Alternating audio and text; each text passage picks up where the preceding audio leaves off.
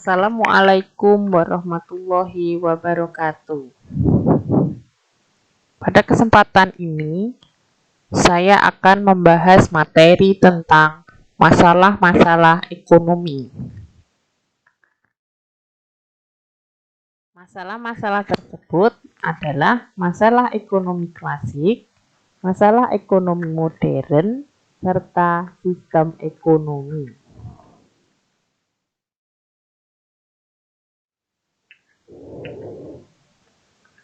Masalah pokok ekonomi berdasarkan pokok bahasannya dapat dilihat dari dua sudut pandang, yaitu berdasarkan teori ekonomi klasik dan teori ekonomi modern. Kita bahas mulai dari masalah pokok ekonomi klasik. Masalah pokok ekonomi klasik merupakan masalah ekonomi yang dilihat dari sudut pandang yang paling sederhana.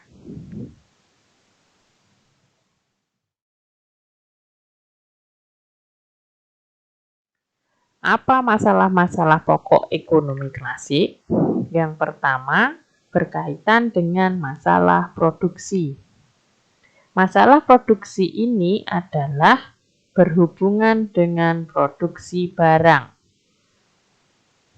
Contohnya, katakanlah seperti pada gambar, contohnya pengusaha roti. Masalah produksi yang muncul adalah bagaimana memproduksi roti itu, atau jenis roti apa yang akan diproduksi, serta siapa yang akan mengkonsumsi roti tersebut. Serta bahan-bahan apa yang akan digunakan untuk memproduksi roti tersebut.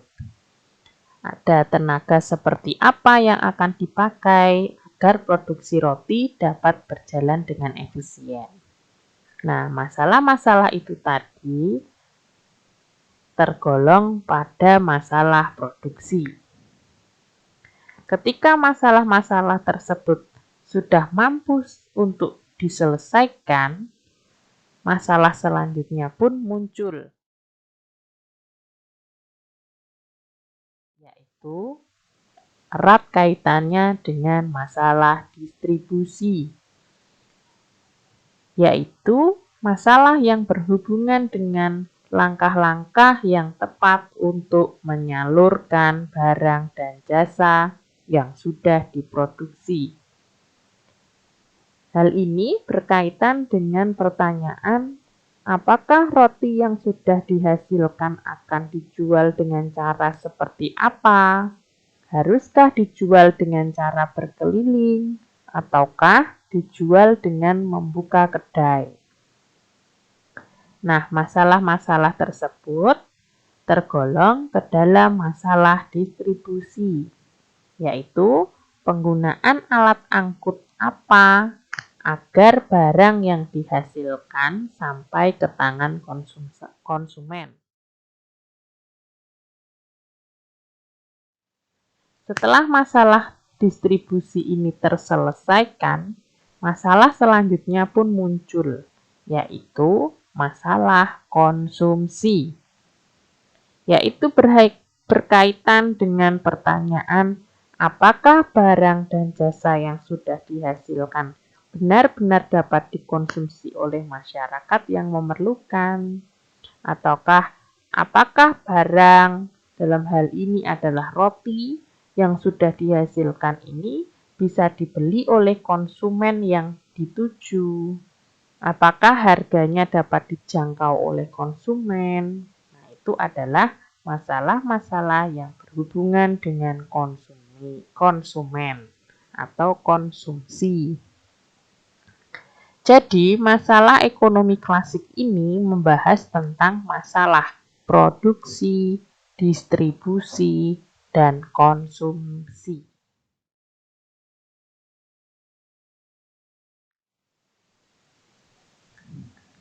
Sedangkan menurut aliran modern, masalah pokok ekonomi juga terdiri dari 3. Yang pertama adalah what, atau barang atau jasa apa yang akan diproduksi.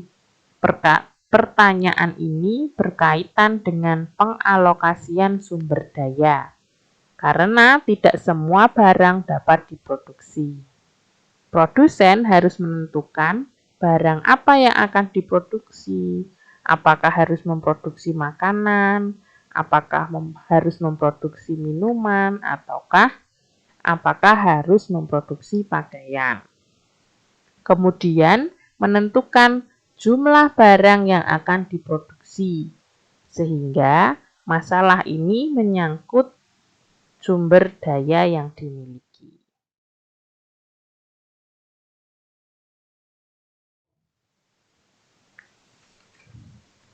Masalah selanjutnya dari masalah pokok ekonomi modern adalah how, bagaimana barang atau jasa diproduksi.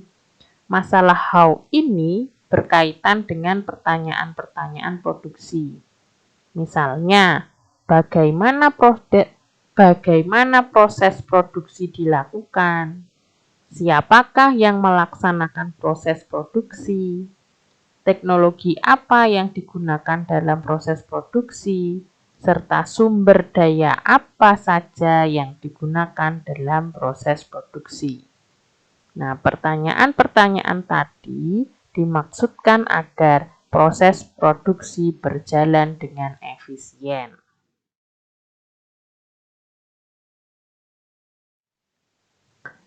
Kemudian, masalah pokok ekonomi modern yang ketiga adalah tentang for whom. Untuk siapa barang atau jasa diproduksi, siapa yang harus memproduksi, atau siapa yang harus menikmati, apakah barang-barang tersebut akan didistribusikan menurut ukuran, pendapatan, ataukah kelompok masyarakat. Produsen harus menentukan siapa yang akan menikmati barang atau jasa tersebut.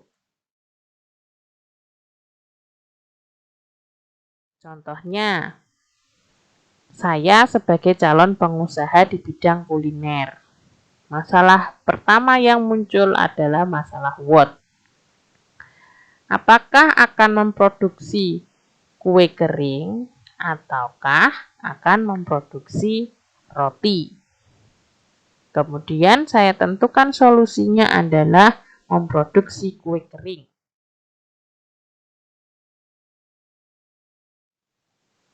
Masalah selanjutnya timbul berkaitan dengan how.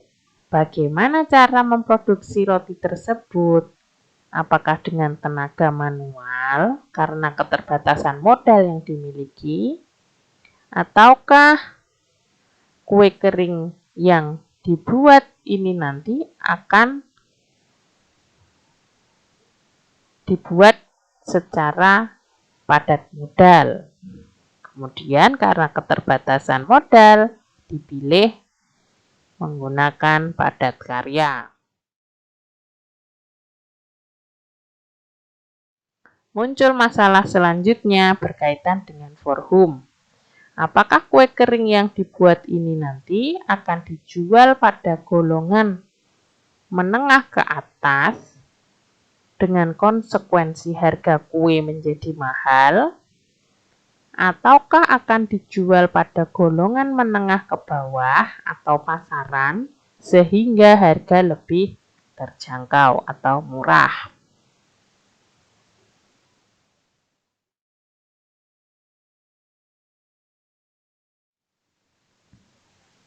Penerapan masalah ekonomi, jenis-jenis pemecahan masalah ekonomi ini tergantung oleh sistem ekonomi yang diterapkan oleh beberapa negara. Yang pertama,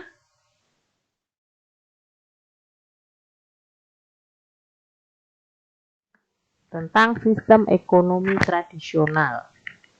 Sistem ini merupakan sistem ekonomi dasar yang kebanyakan bergerak di bidang pertanian yang berhubungan dengan alam.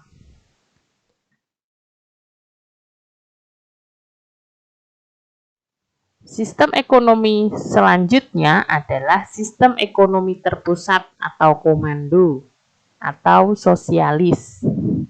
Sistem ekonomi ini di mana pemerintah sangat dominan dalam mengatur kegiatan ekonomi. Seluruh kegiatan perekonomian direncanakan dan diatur oleh pemerintah pusat.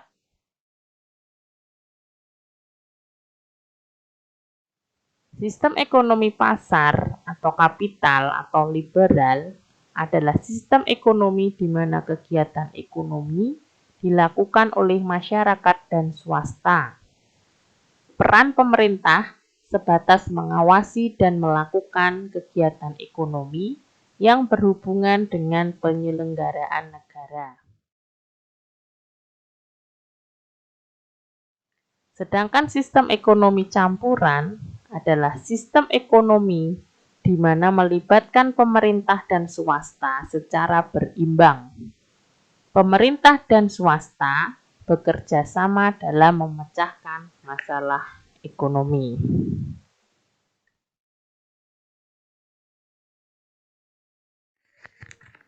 Sedangkan sistem perekonomian yang diterapkan oleh Indonesia adalah sistem perekonomian Pancasila.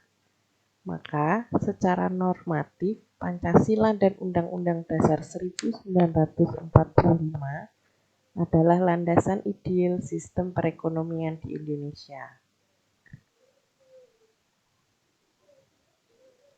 Nilai-nilai dasar perekonomian Indonesia menurut Undang-Undang Dasar 1945 Pasal 33 adalah 1. Kerjasama, 2. Gotong royong, 3. Kekeluargaan, 4. Keadilan. Perlu diketahui bahwa dalam proses pengembangan sistem ekonomi di suatu negara dipengaruhi banyak faktor, baik internal maupun eksternal. Faktor-faktor internal diantaranya adalah kondisi fisik, lokasi geografis, jumlah, serta kualitas sumber daya alam dan manusia. Faktor-faktor eksternal diantaranya adalah perkembangan teknologi, kondisi perekonomian, dan politik dunia, serta keamanan global. Sedangkan sistem ekonomi Pancasila dipilih untuk diterapkan di negara kita karena di dalamnya terdapat makna demokrasi ekonomi. Untuk karakteristik sistem ekonomi Indonesia, yang pertama, kegiatan ekonomi merupakan kegiatan bersama atau gotong royong dengan yang mengedepankan hubungan kekeluargaan. Yang kedua, cabang-cabang produksi yang bersifat strategis dan merupakan hajat hidup orang banyak dikuasai oleh negara. Yang ketiga, alasan pemerintah menguasai produksi barang-barang strategis baik yang ada di tanah air Indonesia adalah semata-mata untuk kemakmuran rakyat. Yang keempat, Indonesia menggunakan sistem ekonomi campuran, disebut juga sistem ekonomi Pancasila. Yang kelima, kegiatan ekonomi yang dilakukan juga harus memiliki prinsip berkelanjutan, berwawasan lingkungan. Yang keenam, pemerintah juga mengawasi kegiatan yang dilakukan oleh swasta secara umum agar terhindar dari praktik kecurangan seperti penipuan, praktik monopoli yang merugikan, serta mafia perdagangan. Tujuannya agar tercipta keadilan di tengah-tengah masyarakat. Wujud dari penerapan ayat ini adalah digalakkannya program Badan Usaha Koperasi dengan tujuan salah satunya adalah untuk mensejahterakan anggota serta masyarakat.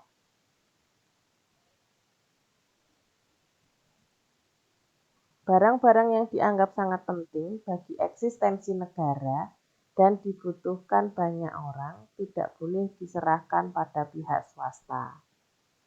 Negara dapat membuat kebijakan, mengurus, mengatur, mengelola, dan mengawasi produksi strategis tersebut. Jika kekayaan tersebut dibiarkan begitu saja jatuh pada pihak yang salah, maka kemakmuran masyarakat dalam memanfaatkan kekayaan tersebut sulit untuk terwujud. Sistem ekonomi Pancasila mengedepankan peran bersama dari pihak pemerintah maupun swasta dalam mengelola perekonomian. Hal tersebut diwujudkan dalam pembagian peran yang jelas antara badan usaha, yaitu badan usaha milik negara dan badan usaha milik swasta. Pemerintah mengelola barang-barang yang berkaitan dengan hajat hidup orang banyak, sedangkan selebihnya diperkenankan dikelola swasta dengan pengawasan dari pemerintah.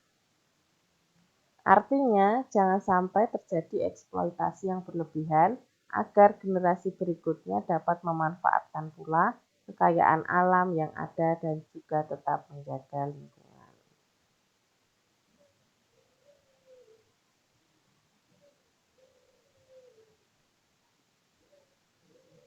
Jadi, Indonesia menerapkan sistem ekonomi Pancasila yang tentunya didasarkan pada Pancasila dan Undang-Undang Dasar 1945.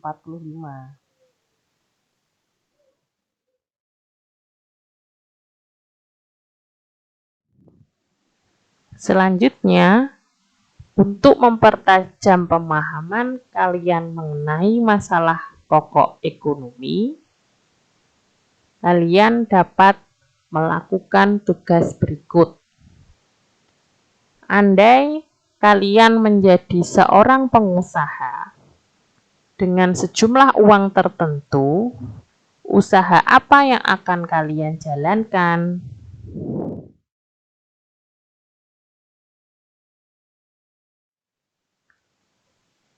Dari permasalahan tadi, kalian dapat menuangkannya ke dalam lembar diskusi andai aku jadi pengusaha. Berikut ada tabel yang dapat kalian isikan berdasarkan permasalahan yang kalian analisis.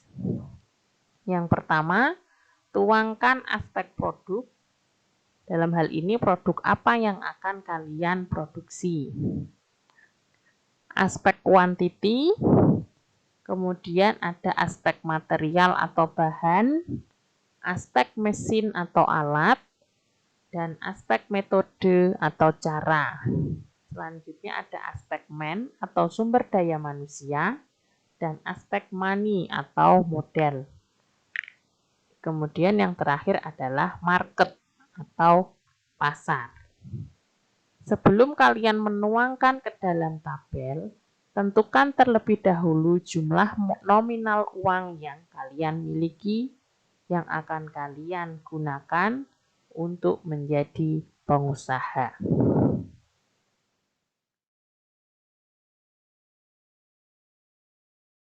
Kemudian, jika kalian adalah calon pengusaha di bidang tertentu, buatlah suatu rumusan masalah ekonomi modern serta solusinya yang berkaitan dengan masalah what, how, dan for whom.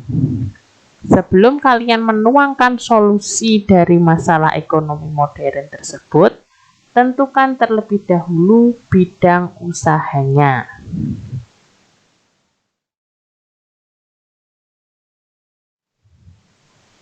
Terima kasih.